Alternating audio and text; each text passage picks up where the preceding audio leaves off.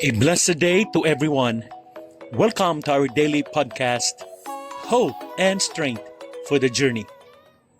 Our scripture verse for today is found in the book of 1 Corinthians chapter 2 verse 5 says, "So that your faith might not rest in the wisdom of men, but in the power of God."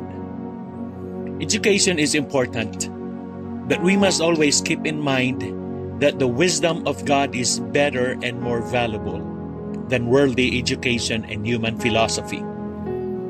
The Apostle Paul was a highly educated man, but he firmly stated that it was God's power that made his preaching valuable, not his education. I know lots of people who graduate from college with honors and degrees and have difficulty getting jobs. I also know people who have not had the opportunity to go to college, who depend on God to give them favor, and they end up with great jobs. Where is your trust? Is it in God or in what you know? No matter what we know or who we know, our trust should be in Christ alone and in His power. Ang talatang ito mula sa unang Korinto ay nagbibigay diin sa pundasyon ng ating pananampalataya.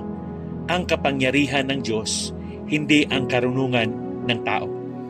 Nais ni Pablo na maunawaan ng mga taga-Korinto na ang mensahe ni Kristo at ang kanilang pananampalataya ay hindi nakasalalay sa mga mapangikayat na argumento, kundi sa kapangyarihan ng Diyos na magligtas at magbago ng mga buhay. Here are some key points for reflection and application. Number 1, faith rooted in God's Word. Our faith should be anchored in God's power, not in human reasoning or persuasive words. Human wisdom is limited and can fail, but God's power is eternal and unshakable. This reminds us that our trust must be in God's ability to act and not merely in intellectual understanding. For our reflection, am I relying more on my understanding or the wisdom of others than I am on the power of God in my life? Amen. Number 2, God's power is transformational. Binabago ng kapangyarihan ng Diyos ang mga buhay. Hindi lamang ito tungkol sa pag-unawa sa mensahe ng Ebanghelyo, kundi sa pagdanas ng epekto nitong nagbabago ng buhay. Kapag ang ating pananampalataya ay nakasalalay sa kapangyarihan ng Diyos, mararanasan natin ang tunay na pagbabago, kagalingan at tagumpay. Ano po ang magiging reflection po natin dito? How has God's power transformed my life and how can I trust Him for further transformation? Number 3, human wisdom is temporary. The wisdom of this world is constantly changing, and what seems true today may not be true tomorrow. God's wisdom and power, however, are constant and reliable. Building our lives on God's truth gives us a firm foundation that will stand the test of time. For our reflection, where am I tempted to trust in temporary, worldly wisdom rather than in the eternal wisdom of God?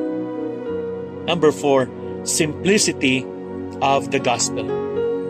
Ang pamamaraan ni Pablo sa kabanatang ito ay paalala na ang Ebanghelyo ay simple at makapangyarihan.